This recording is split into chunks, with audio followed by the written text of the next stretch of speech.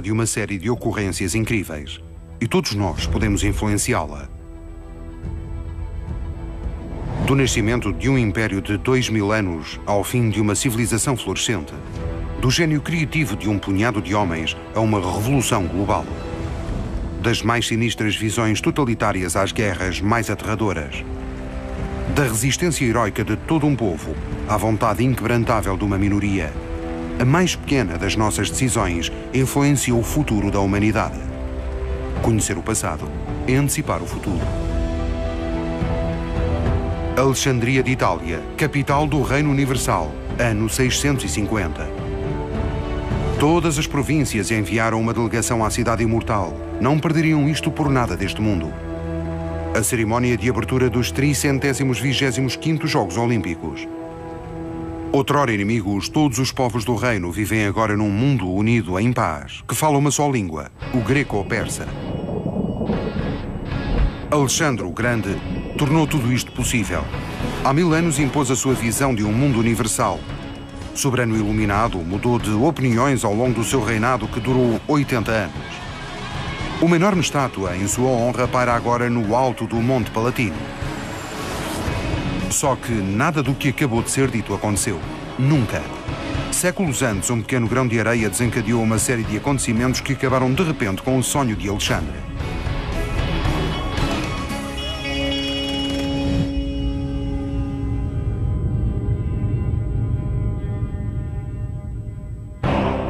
Em 336 a.C., no auge da glória, o rei Filipe II da Macedónia é assassinado por um membro da sua guarda pessoal. 2 anos depois, o filho do rei, Alexandre III, escapa por um triz à morte no campo de batalha. Em 328 a.C., Alexandre III, agora Alexandre o Grande, resolve fazer recuar as fronteiras do mundo conhecido. Esses 3 acontecimentos, intimamente ligados, são momentos essenciais de uma das aventuras mais excitantes da humanidade.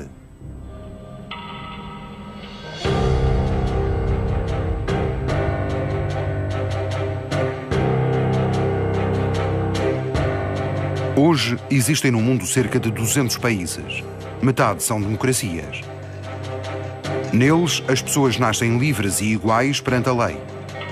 Podem falar à vontade e escolher os seus governantes. Tais pessoas acham naturais esses direitos e estão dispostos a lutar para os manter. Mas tempos houve em que nada era assim tão simples. Numa altura em que só um punhado de homens sonhava com um mundo livre. Tal período é a Antiguidade. A altura em que se assentaram os alicerces da nossa civilização. É a idade dos filósofos, dos guerreiros lendários e de proezas gloriosas.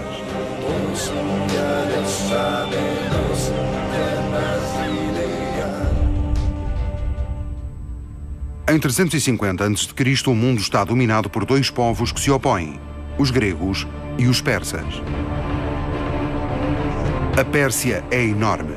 A sua riqueza é fantástica e a arte requintada.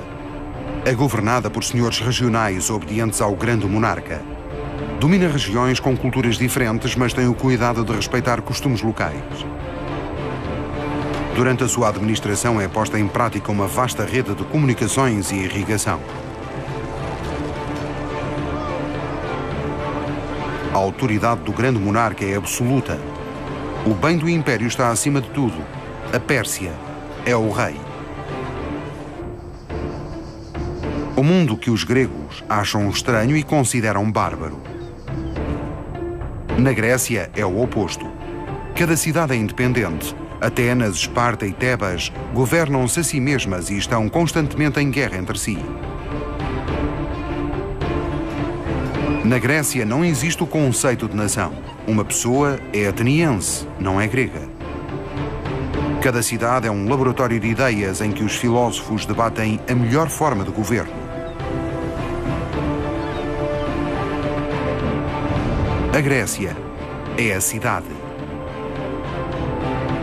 Na Pérsia, o homem não tem importância alguma. Na Grécia, ele é o centro de tudo. Os 2 povos não se compreendem um ao outro, por isso se confrontam. Sejam bem-vindos à memória da humanidade. Aqui controlamos o tempo, analisamos e comparamos milhares de milhões de acontecimentos e alteramos-los de modo a reescrever a história. Os atenienses inventaram a democracia. De todos os sistemas que experimentaram, esse era o que menos danos causava. Contudo, está longe de ser a nossa democracia atual. Imaginem que podíamos transpor o antigo sistema grego para as cidades contemporâneas. Nova Iorque, por exemplo. A grande metrópole seria totalmente independente. Os cidadãos consideram-se mais nova-iorquinos do que americanos. A cidade teria exército próprio e não reconheceria a autoridade do presidente dos Estados Unidos. Escolheria as políticas próprias, a moeda e o seu próprio programa educacional. Estaria regularmente em guerra com Dallas ou Los Angeles. E só firmaria alianças com essas cidades se estivesse sob uma ameaça externa. Todos os cidadãos seriam livres e iguais perante a lei e teriam a possibilidade de apresentar e votar leis. Todos os cidadãos? Não. Todos os habitantes. Porque na Grécia, para ser cidadão, não só se tinha de ser homem, o que excluía metade da população, mas homem livre e não escravo, muito menos estrangeiro. Além disso, tinha de ser rico para não ter de trabalhar e poder, por isso, ter tempo para participar em debates políticos. Transpondo isso para o nosso tempo, apenas 2% dos nova-iorquinos seriam considerados cidadãos, o que não é propriamente hoje o nosso conceito de democracia. Durante o período grego, como no nosso, o sistema não é perfeito. Ainda nos falta muito para a humanidade, no seu todo, ter mesmo oportunidades iguais. Continuemos. Na Grécia, as cidades estão divididas. A Pérsia aguarda e observa. Há muito tempo que os persas cobiçam territórios gregos e a história dos dois países está cheia de batalhas épicas. Maratona, Termópilas, Plateias, Salamina.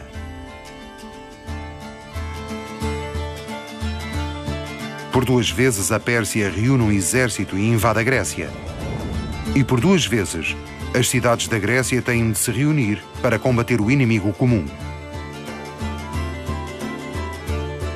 Tais invasões desencadeiam nos gregos um ódio profundo pelos persas e sonham com a vingança. Nesta altura entra em cena Filipe II. Ele não é grego, mas macedónio, povo tolerado pelos gregos. Por exemplo, os macedónios são autorizados a participar nos Jogos Olímpicos.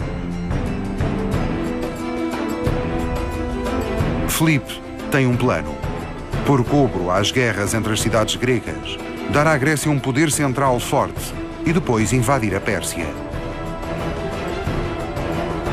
Com uma grande dose de astúcia e poderio militar, Filipe consegue os primeiros 2 objetivos. As cidades põem cobro às suas disputas e finalmente reconhecem a autoridade do monarca. Por fim, este pode virar-se para a Pérsia e vingar a afronta. Filipe não teme nada nem ninguém. Nem sempre usa armadura. Contudo, o perigo espreita em todos os quadrantes, incluindo o seu próprio campo.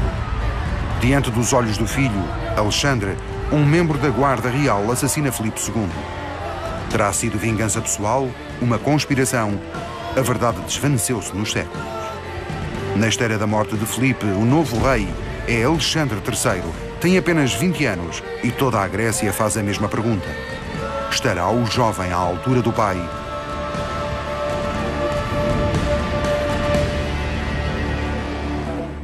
A união faz a força. Vejam-se as batalhas entre persas e gregos. O facto é evidente. No campo de batalha, o exército grego é vencedor. Os gregos explicaram esse facto, atribuindo-o simplesmente à sua superioridade em relação a todos os outros povos. Explicação lisonjeira, mas falsa. A explicação está na estratégia. Enquanto os persas combatem pouco organizados, os gregos fazem-no em formações a que chamam falanges. São grupos coesos, armados de lanças compridas e opondo ao inimigo uma muralha de escudos. Quando uma falange avança direito ao inimigo, nada consegue pará-la. Nada a não ser outra falange. Perante o inimigo em superioridade numérica, as falanges conseguem manter uma linha da frente coesa. Mas não é apenas por isto que conseguem vencer. As falanges são apoiadas por cavalaria pesada nos flancos, cujo objetivo é atacar o inimigo por detrás. É a famosa tática do martelo e da bigorna, ainda hoje ensinada em academias militares. 2000 anos depois, os Zulus usaram tática semelhante para esmagar os britânicos no campo de batalha. E, no entanto, os britânicos estavam armados de carabinas. Quando o comando é incompetente, até os melhores exércitos podem ser derrotados. Filipe era um excelente general. Mas o que dizer de Alexandre? Quando Filipe morre, as cidades gregas pensam poder recuperar a independência. Estão enganadas. Embora Alexandre seja muito novo, já tem alma de conquistador.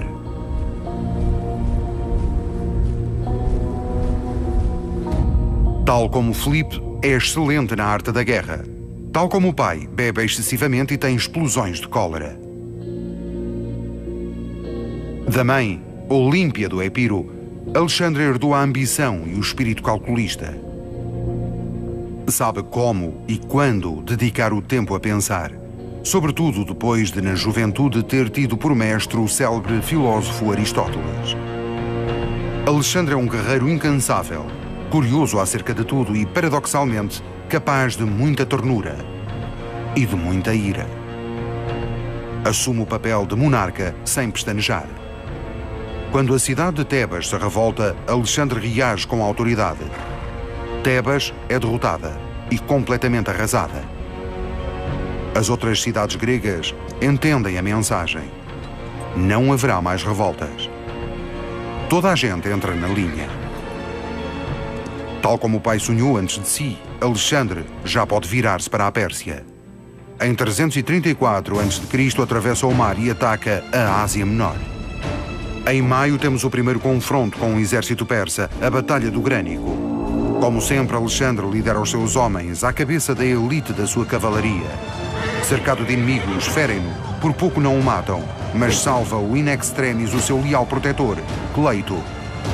A aventura podia ter acabado aí, com a morte no campo da honra aos 22 anos. Mas Alexandre prossegue a marcha irresistível. Mileto, Halicarnasso e depois, Isso, onde ele esmaga o exército de Dário, o grande rei da Pérsia, que, para não morrer, tem de fugir. E depois de tomar a cidade de Tiro, vem a campanha do Egito, onde ele funda Alexandria e se torna faraó.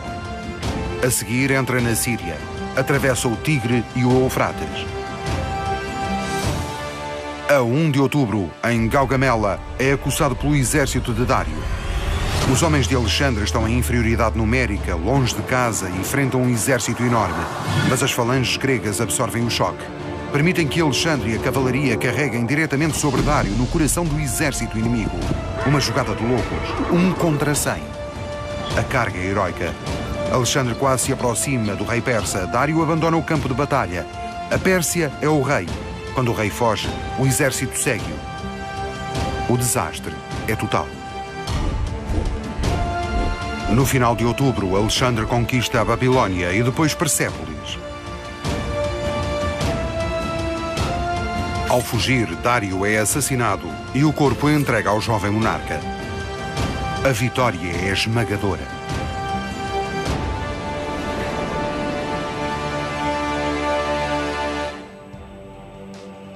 Para conseguir esta vitória, Alexandre teve de ser impiedoso. Executou prisioneiros. Destruiu cidade. Mas uma vez vencedor, mostra-se misericordioso para com os derrotados. Respeita os seus costumes, apoia a administração existente e até recruta persas para o seu exército. Aristóteles ensinara-o a comportar-se como igual com os gregos, mas como amo com os bárbaros. No entanto, Alexandre escolhe outro caminho, arriscando-se a criar inimigos no seu próprio campo. De hora em diante, os soldados gregos combatem ao lado dos persas.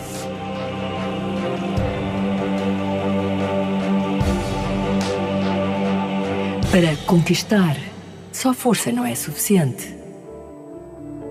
Um dos generais vê em apenas uma simples campanha militar. Alexandre vê mais longe. Imagina um mundo unido sob a sua autoridade, em que toda a gente vive em paz. Alexandre não deseja destruir o Império Persa, quer apenas dominá-lo. Melhor ainda, quer que ele se funda com o mundo helénico de modo a formar outro, universal. Para alguns era uma visão revolucionária, para muitos uma loucura. Porque desde os alvores do tempo, cada povo considerou-se sempre superior aos outros todos. E os gregos não são exceção à regra. Avancemos no tempo até ao século XIX. Os britânicos enfrentaram os mesmos problemas. O seu gigantesco império cobria uma enorme diversidade de povos. Mas eram muito diferentes de Alexandre, pois nem sequer punham a hipótese da fusão de povos ao abrigo de um espírito de universalidade. Era uma questão de imporem aos derrotados o seu modelo, o advento do racismo moderno, segundo o qual certas pessoas consideram que são naturalmente superiores a outras, dá-se nesse período. Os britânicos do século XIX têm muito em comum com certos gregos da antiguidade, convencidos da sua superioridade sobre os persas, e estes gregos consideram que Alexandre vai longe demais. Tudo começa por um desejo de se voltar ao tempo de Filipe, pai de Alexandre. Com ele as coisas teriam sido muito mais simples. Com Persépolis destruída e Dário morto, teríamos subjugado o povo persa e regressado a casa triunfantes. Mas Alexandre considera que a aventura só agora está a começar. O rei da Macedónia, faraó do Egito, grande rei da Pérsia, considera-se igual aos deuses. Tem sede de conquistas. Para leste e para oeste, tudo agora é possível. Algo de muita contestação, Alexandre começa a ver traidores em todo o lado, e pode ter razão. Parmenion, destacado general da geração de Alexandre, mostra-se cada vez mais virulento nas suas críticas. Paga-o com a vida.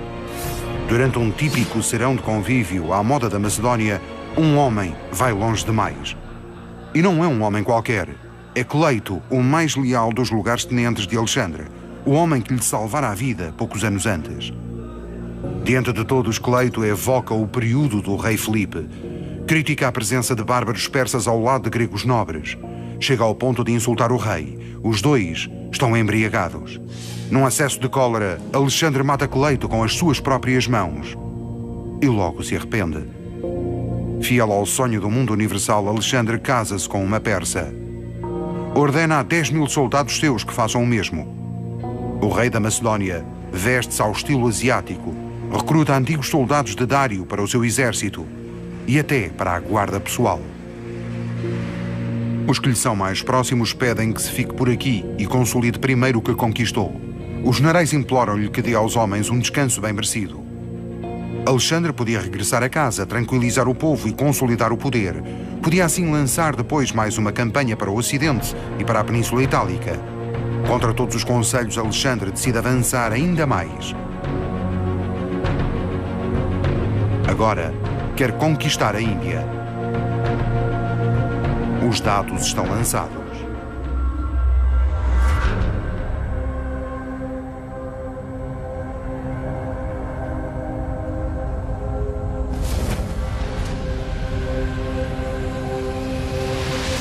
Chegamos a um ponto de viragem.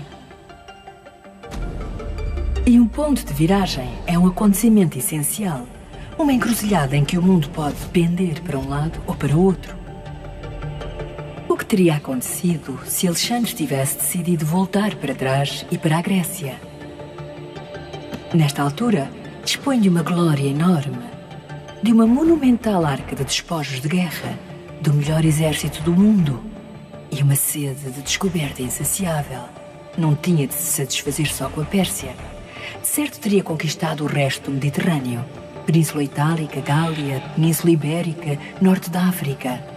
As culturas helénica e persa ter-se-iam fundido com a celta e a latina. O Império Romano nunca viria a existir. Teria deixado o mundo greco-persa, o mundo universal com que Alexandre sonhara.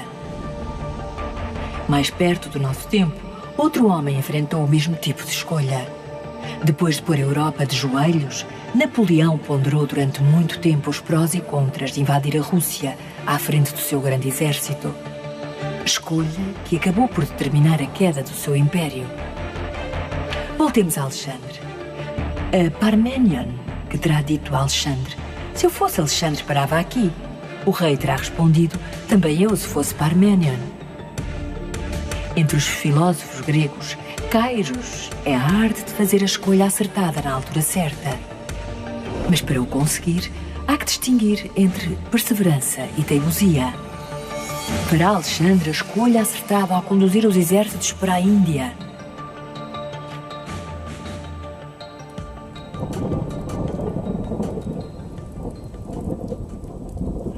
A campanha da Índia foi a gota d'água. Da Grécia até ela, o exército de Alexandre já percorrera quase 15 mil quilómetros. Os seus homens combatem agora só porque a isso são obrigados. Perderam a chama. Após a Batalha do Hidáspes, e apesar de somar mais essa vitória, o exército recusa-se categoricamente a prosseguir. Até os veteranos estão fartos. Com a alma pesada, Alexandre ordena o regresso a casa. Uma jornada que será longa e difícil. Atormentado pela morte do seu amigo mais leal, Alexandre é tomado por uma febre na primavera de 323. Na noite de 10 para 11 de junho do ano 323 a.C., morre Alexandre III da Macedónia, conhecido como Alexandre o Grande. Estivera à cabeça do maior império de sempre nessa era. Tinha só 33 anos.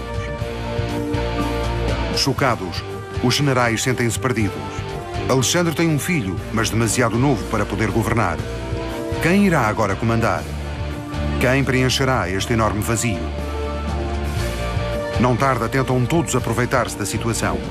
Antes irmãos de armas, viram-se afinal uns contra os outros. Os generais de Alexandre vão desagregar o império. Nada vai restar. Até assassinaram o seu filho. Essas cisões dão origem a reinos poderosos, mas nenhum suficientemente forte para se opor a um poderio já crescente.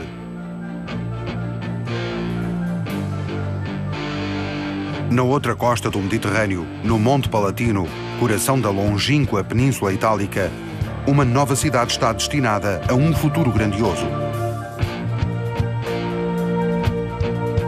Mas essa já é outra história. Então, quem foi Alexandre Magno? Alguns consideram-no um tirano sedento de sangue, outros um conquistador humanista.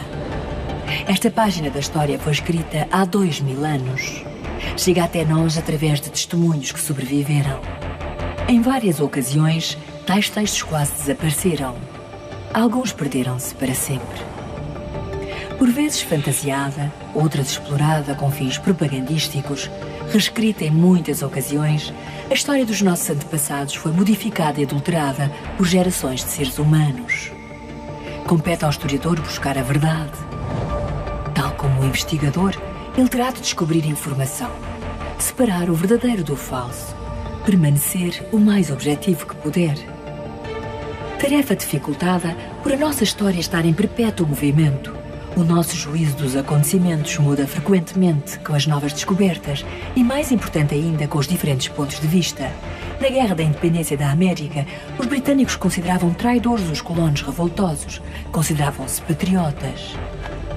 Durante a Revolução Francesa, o rei Luís XVI dizia amotinados quando se referia aos que lutavam pela cidadania. Uns consideravam a guerra do Iraque uma libertação em nome da democracia. Outros, uma invasão ilegítima, com o único objetivo de se satisfazer a cobiça por fontes de petróleo. Os factos são os mesmos, mas as interpretações mudam radicalmente segundo os pontos de vista e os interesses. Então, e Alexandre? Foi tirano ou humanista? Ao longo dos séculos, muitos preferiram ver nele um guia que lhes permitiu atreverem-se a seguir o seu próprio caminho. Em seu nome, concretizaram-se alguns dos projetos mais dementes e ambiciosos. A sua imagem percorreu os séculos e ainda hoje nos inspira. Alexandre Magno, o conquistador invencível, o homem que unificou povos, mercê da sua vontade. Talvez seja esse o maior legado que nos deixou.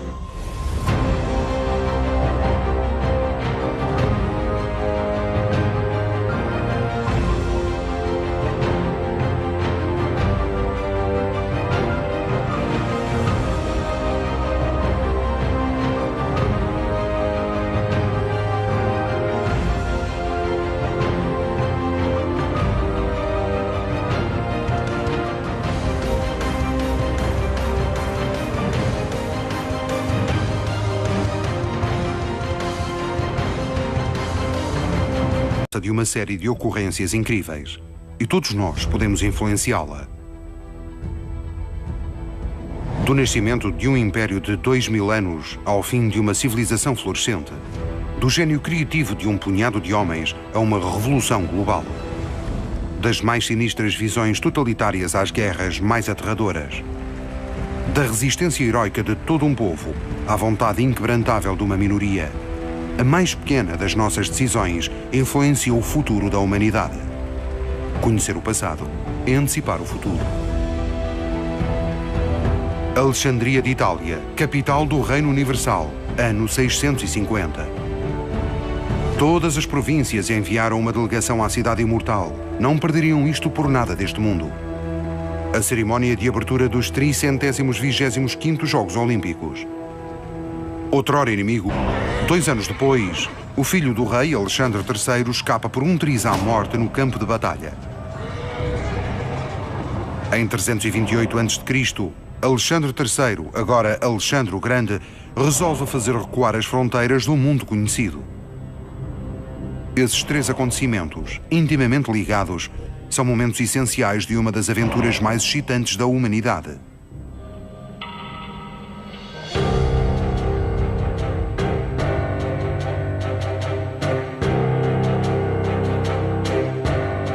Hoje, existem no mundo cerca de 200 países. Metade são democracias. Neles, as pessoas nascem livres e iguais perante a lei. Podem falar à vontade e escolher os seus governantes.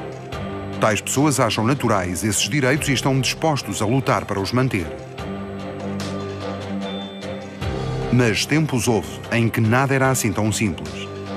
Numa altura em que só um punhado de homens sonhava com um mundo livre. Tal período é a Antiguidade, a altura em que se assentaram os alicerces da nossa civilização. É a idade dos filósofos, dos guerreiros lendários e de proezas gloriosas.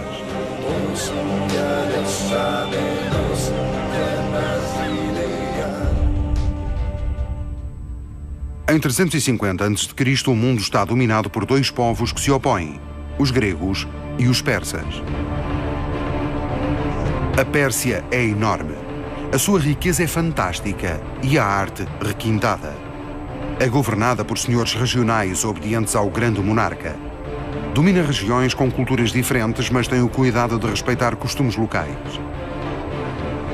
Durante a sua administração é posta em prática uma vasta rede de comunicações e irrigação. A autoridade do grande monarca é absoluta.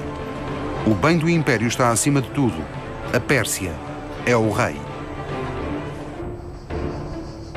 O mundo que os gregos acham estranho e consideram bárbaro. Na Grécia é o oposto. Cada cidade é independente. Atenas, Esparta e Tebas governam-se a si mesmas e estão constantemente em guerra entre si. Na Grécia não existe o conceito de nação. Uma pessoa é ateniense, não é grega. Cada cidade é um laboratório de ideias em que os filósofos debatem a melhor forma de governo.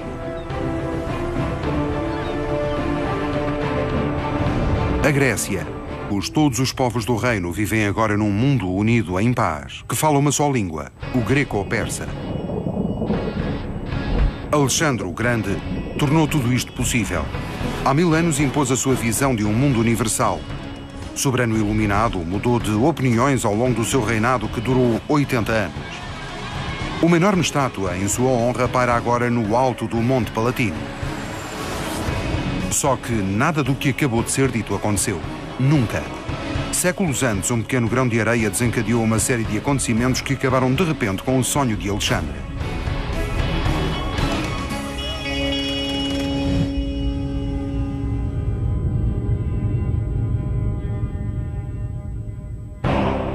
Em 336 a.C., no auge da glória, o rei Filipe II da Macedónia é assassinado por um membro da sua guarda pessoal.